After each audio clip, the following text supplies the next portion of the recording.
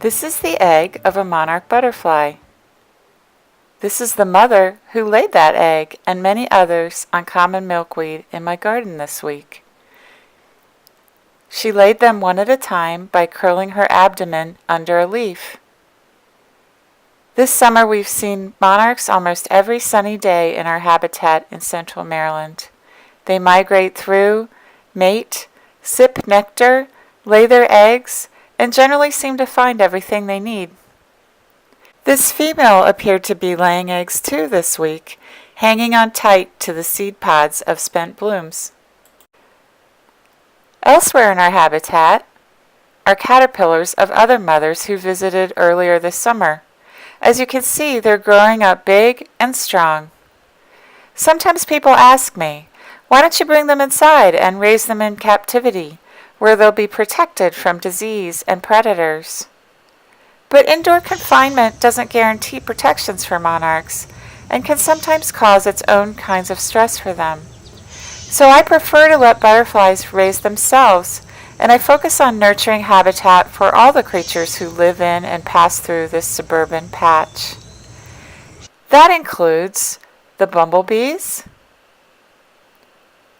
and the fritillary butterflies, and of course the ladybugs, all insects everybody loves to love.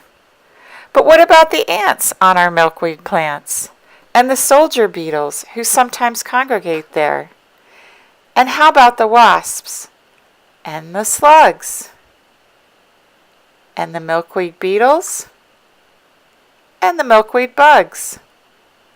Unfortunately, some people pick off or spray or otherwise malign these animals who also eat milkweed. They only appreciate visits from monarch butterflies. My husband and I welcome them all to our little habitat, from the pollinators to the predators, the parasitoids to the decomposers. Everyone has a role to play and a job to do, and everyone deserves a chance to thrive. And our open door policy doesn't hurt the monarchs. We still have quite a few of the adults hatching in our habitat or stopping by on their way north and south, and quite a few caterpillars who sometimes even make a gourmet meal out of the flowers on our milkweed plants. I once saw this monarch on a boneset flower by my driveway. I left for a few minutes and came back to find that his wing had been nibbled, probably by a bird. Was I sad for the monarch? Sure, but was I going to get mad at the bird for simply trying to eat? No. Because in the end, it's all about balance and nurturing habitat for all of our wild neighbors. Places where they can eat, and places where they can nest, and places where they can rest and take shelter. Because a way station for monarchs can be a true wildlife sanctuary for all. And it doesn't have to be difficult. Mine started with a few plants that volunteered on their own by the roadside. I let some bloom where they had planted themselves and moved others around the property to expand the habitat. I added nectar plants for not just monarchs, but skippers and bees and other animals who need them.